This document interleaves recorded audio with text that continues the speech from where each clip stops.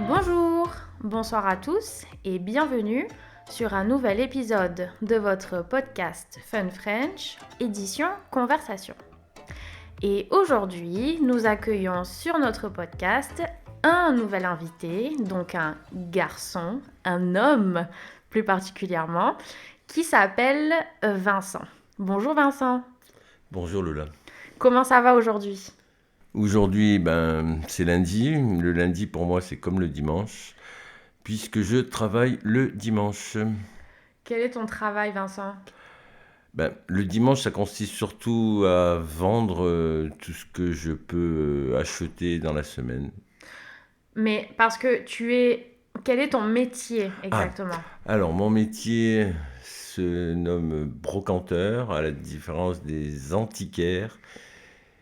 Le brocanteur va essayer de tout vendre, du frigo à la commode Louis XV. À l'antiquaire, lui, cherche plutôt que les commodes Louis XV et les miroirs Henri II, toutes ces choses qui ont plus de 100 ans, parce qu'une antiquité a plus de 100 ans.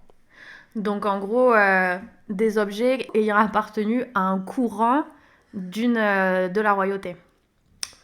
Alors Lola, aujourd'hui, on peut brocanter n'importe quoi. Il n'y a pas besoin qu'on brocante des choses qui ont appartenu à des rois.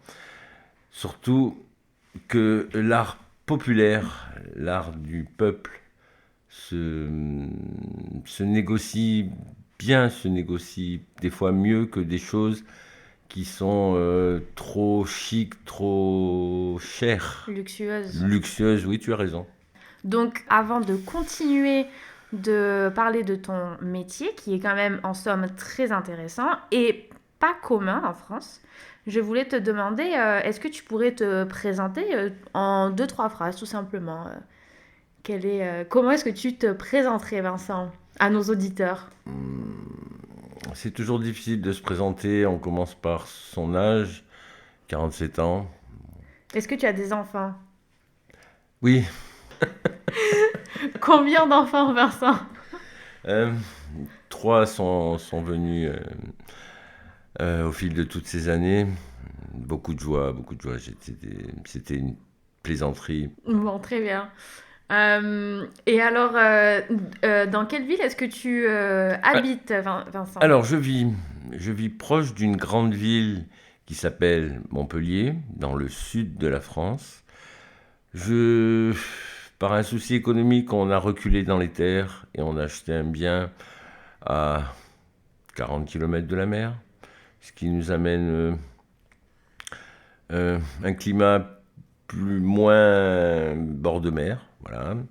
Et puis pour y aller, il suffit d'une grosse demi-heure et une auto pour être à la mer, quoi. D'un autre côté, on est proche aussi des Pyrénées, de la montagne. Et c'est pareil, l'hiver pour aller au ski, il faut 2 bonnes heures, mais on est bien situé sur la carte de France.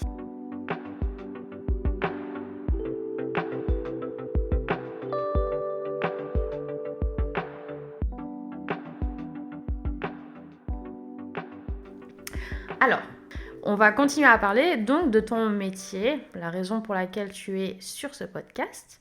Donc, comme tu l'as dit en introduction au début de cet épisode, tu es brocanteur. Tu cherches donc des objets qui ont une petite valeur ou une grosse valeur pour les revendre ensuite aux particuliers. Alors oui, reprenons ce début de la conversation au sujet de mon métier qui est assez atypique, il est vrai, parce qu'il n'y a aucune école de brocanteur. C'est un métier qui s'apprend sur le tas. C'est une expression bien française où on y est recommandé, on rentre par, euh, par le biais d'une connaissance et ce qui importe le plus, c'est ce que l'on appelle un carnet d'adresses. C'est un... Networking, everyone. Yes. Euh, j'ai commencé il y a 20 ans.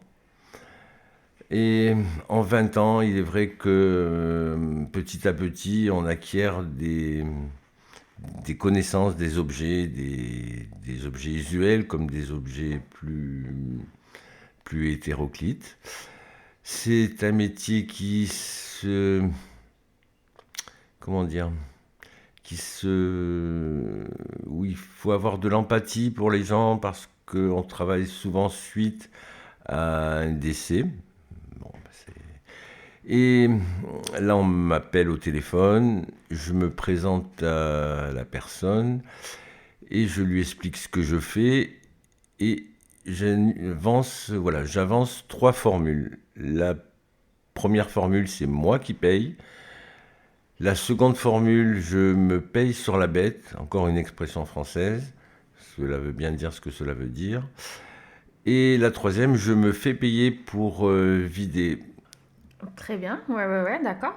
Donc, pour résumer, ton métier, en général, on t'appelle après qu'il y ait eu un décès dans une famille. Ou un divorce, ou un départ à l'étranger. C'est pas non plus systématique, mais 50, on va dire même 70% des cas, c'est suite à un décès et toute la famille récupère souvent des choses qui leur tiennent à cœur, mais ils ont déjà tous un canapé, une télé, une table basse, une table de salle à manger. Il y a aussi un phénomène qui se passe, c'est que la nouvelle génération n'a plus ce qu'avaient nos grands-mères, des services pour le poisson, des services pour le gigot, des services pour une fondue. Très spécialisé. Voilà, très ciblé. Même si encore que la fondue, les jeunes aujourd'hui, ils ont un service pour la fondue. Mais dresser une table avec des verres en cristal, des fourchettes en métal argenté, on va dire, parce que ça aussi, quand on dit en France, on va sortir l'argenterie, ce n'est pas de l'argent massif, c'est du métal argenté souvent. Voilà. D'accord. Donc, en soi, il y a besoin de déménager une maison, d'enlever les meubles, etc., dans une maison. Donc, on vous appelle, vous venez, et puis ensuite, enfin, vous êtes seul Après, ou vous travaillez en entreprise ou indépendant? alors, j'ai un statut d'auto-entrepreneur, mais connaissant d'autres auto-entrepreneurs, ce qui nous permet de travailler en équipe, parce que sur certaines, ce qu'on appelle une adresse, c'est-à-dire une adresse à vider, euh, il y arrive parfois où on arrive à jeter jusqu'à 30-40 mètres cubes de choses inutiles, comme des matelas qui sont usés, des lits qui sont plus d'actualité.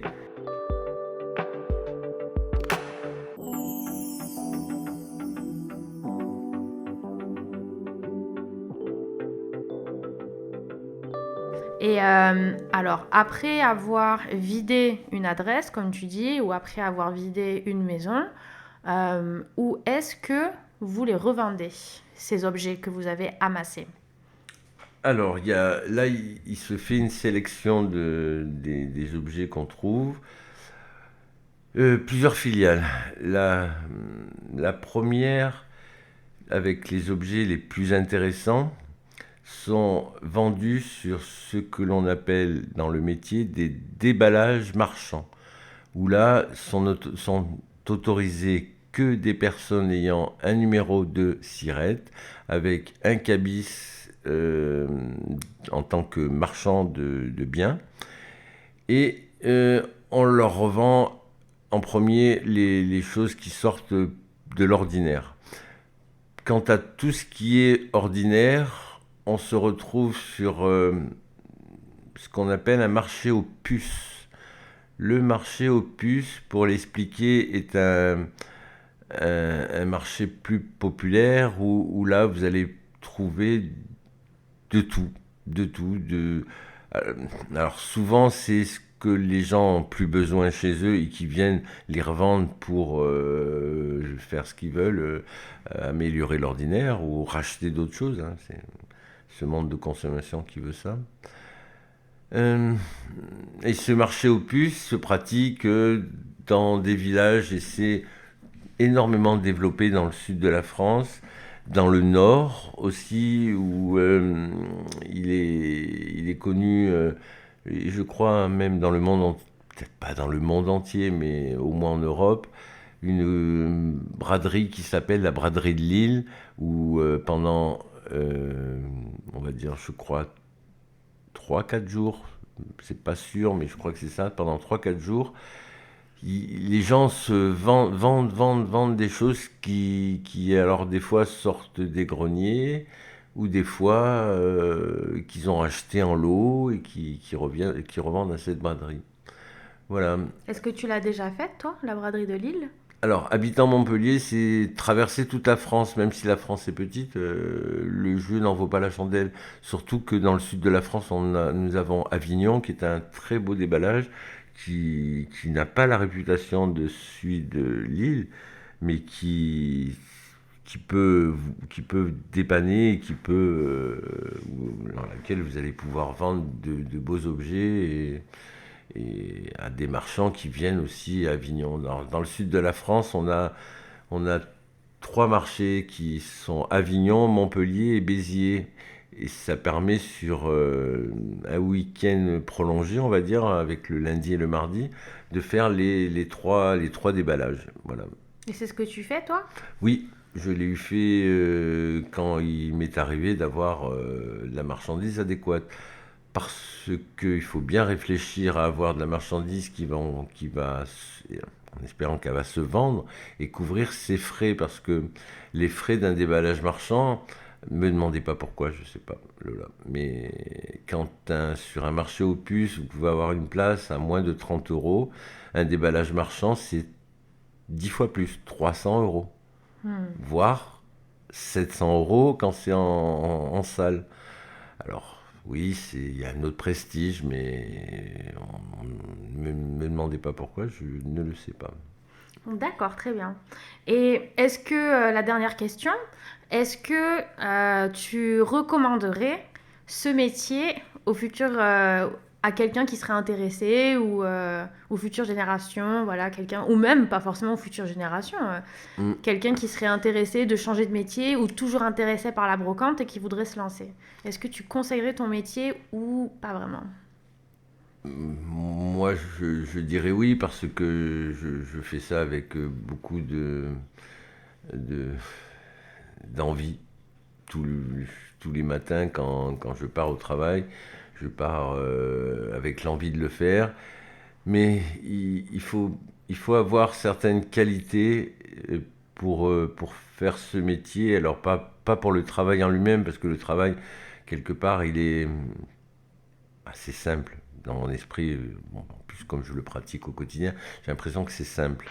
Mais surtout, c'est l'empathie, essayer de comprendre les gens et de se mettre aussi à leur place, de voir ce que vous pouvez faire au mieux pour eux. Et c'est important d'avoir cette empathie pour les personnes qui ont un bien et qui ont souvent de la peine pour s'en séparer. Il y a tous les souvenirs, c'est le lieu, il y a des odeurs des fois, il y a des ressentis, et puis surtout ce qu'ils ont vécu, des fois quand ils étaient plus jeunes. Et quand on est jeune, on se forme des souvenirs. Donc il faut avoir la fibre humaniste. Énorme, oui. Et il faut avoir aussi l'envie d'avoir le contact, parce que c'est un métier où il y a beaucoup, beaucoup, beaucoup de contacts le jour où vous vous retrouvez sur ces déballages, euh, où il faut beaucoup ne pas vendre qu'un objet, vendre aussi et expliquer l'histoire de l'objet, à quoi il a servi, euh, même des fois à qui il a appartenu, quoi. Ça peut être important. Il m'est arrivé d'entrer dans la maison d'un grand résistant français qui s'appelait Jean Moulin, qui est connu mondialement, qui a été résistant pendant cette guerre. Euh, et, et là, expliquer que ce bureau avait appartenu à Jean Moulin, eh ben, j'en étais un peu fier, même si je n'ai rien à voir avec Jean Moulin.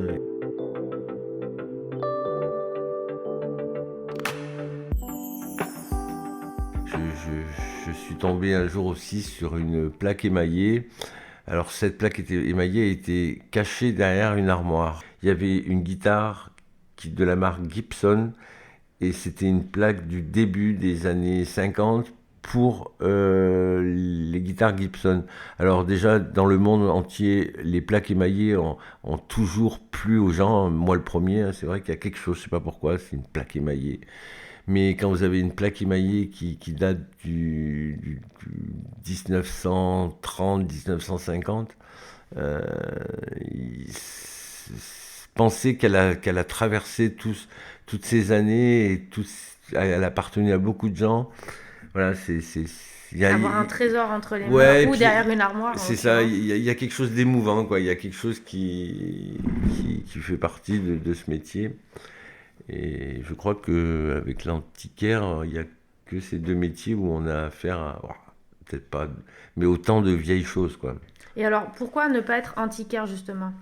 Ah non, non, surtout pas, pas de boutique, pas d'attache, pas de chaîne, pas en étant brocanteur, en faisant ce qu'on appelle des marchés. Je suis libre d'y aller ou pas y aller, je suis libre de moi-même. Quand vous êtes antiquaire, il vous faut une boutique tous les jours où vous mettez la clé dans la serrure. Cela vous coûte une centaine d'euros. Et pensez bien que le lundi ou le mardi, les gens, le people, ont autre chose à faire que venir acheter une antiquité dans un magasin. En fait, les magasins marchent bien en fin de semaine et le magasin pour l'antiquaire sert de vitrine, sert à, à, à que les gens viennent le voir pour lui demander si cette pièce vaut quelque chose, s'il est susceptible de la racheter. En fait, le magasin il sert plus à acheter qu'à vendre pour un antiquaire. Voilà. D'accord. Bon, ce qui est problématique, parce que si on ne peut pas revendre derrière, c'est pas vraiment très intéressant. Oui. Et puis, ça fait que 20 ans que je fais ce métier, et en 20 ans, j'ai vu des évolutions de choses qui, il y a 20 ans, se vendaient, qui ne se vendent plus aujourd'hui. Et ça marche dans l'autre sens, de l'industriel qui, il y a 20 ans, personne n'en voulait. Aujourd'hui, les gens se l'arrachent pour mettre dans un loft à New York ou à Paris ou à Tokyo ou à Hong Kong. Alors justement, bon alors je sais que j'ai déjà dit tout à l'heure que j'avais une dernière question, mais la dernière question finale, je promets. Est-ce que tu as déjà vendu des objets pour des étrangers qui comptaient les utiliser ou les mettre dans leur appartement à l'étranger? Oui, oui, et souvent quand je vends à des personnes qui parlent anglais ou avec un accent ou pas du tout le français, je leur demande et je suis assez fier, j'ai souvenir de très belles chaises que j'avais, ce qu'on appelle dans le métier, chinées sur un marché. Et ces chaises sont parties à Tokyo, dans un loft, voilà. Et bon, pour moi, ça m'apportait rien, mais j'étais assez fier d'avoir chiné ces chaises qui sont parties à l'autre bout du monde par rapport à la France, à Tokyo. C'est pour moi l'autre bout du monde, quoi. Et donc ces chaises auront encore plus d'histoires à raconter.